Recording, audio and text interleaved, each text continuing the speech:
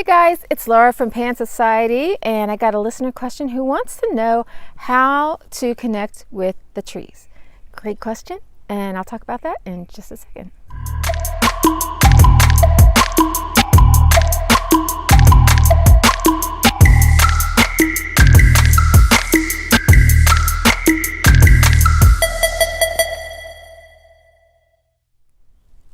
Hi, it's Laura Giles with Pan Society, talking about how to connect with trees.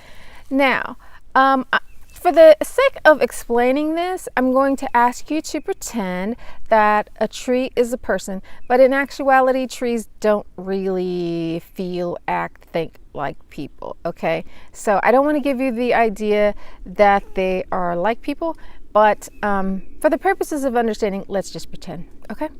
All right, so I've seen people who just walk up to trees and just start hugging them. Not a horrible thing, but imagine that you were this tree, again, like it's a person, and somebody just came up and started hugging you. Would that be a satisfactory experience for you?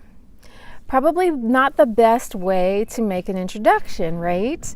So the first thing you're going to do is kind of scope things out, find out, walk around, find a tree, see which one you actually feel a good vibe with. Feel around and see, is there a tree out here who seems to be welcoming to me? You're not just going to go up to some stranger who's got their back to you and just start talking.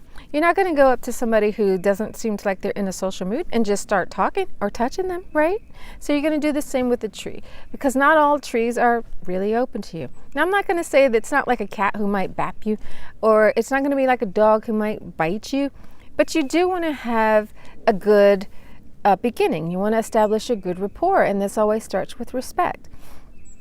So feel around, see which one that you feel drawn to, see if it feels open to you, and then take your time. And then once you have one picked out and it feels nice and smooth and welcoming, take a walk around the perimeter. So look at the crown, see how big the crown is, and then walk on the outside of the crown. What you're doing is trying to figure out which way is the best way to come in. Where's the front door, kind of, okay? And then once you get a sense of that, then just stay there and always ask permission.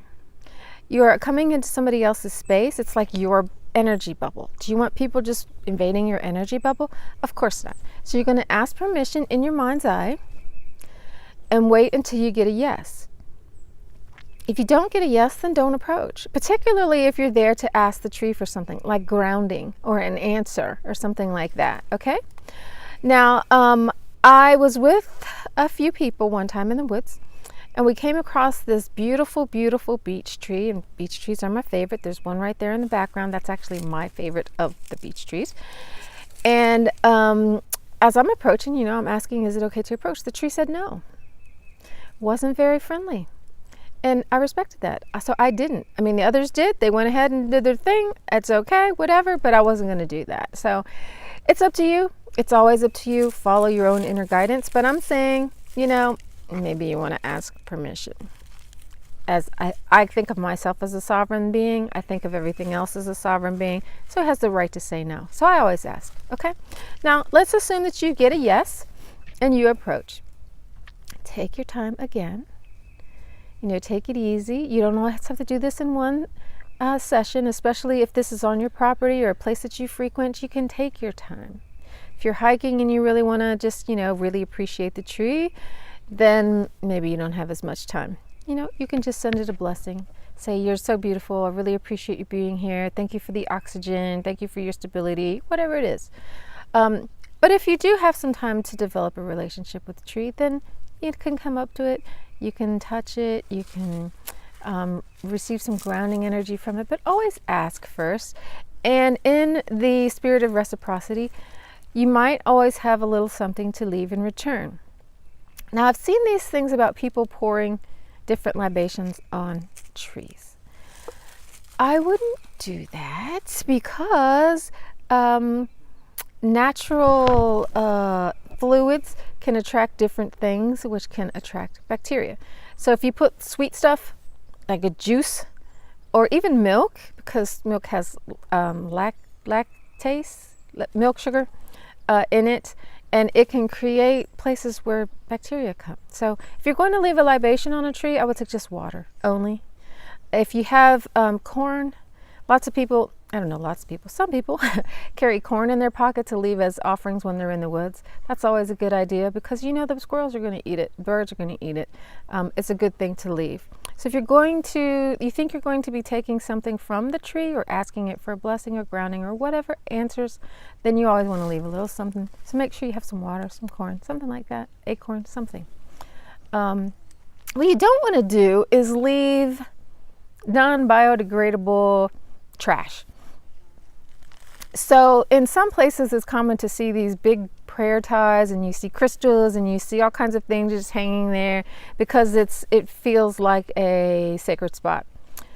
Not a fabulous idea, even if that is the tradition, because it becomes unsightly and littery, and it can create problems with the waterways, problems with the animals that live there, especially if they're polyesters and things like that. So I would leave no trace. You know, your prayers are good enough. If you have nothing else, leave a hair. You know, take one of your hairs and leave that. It's very personal. It's a piece of you. So that's kind of a beginner's guide. Like I said, you can use the tree's energy for grounding.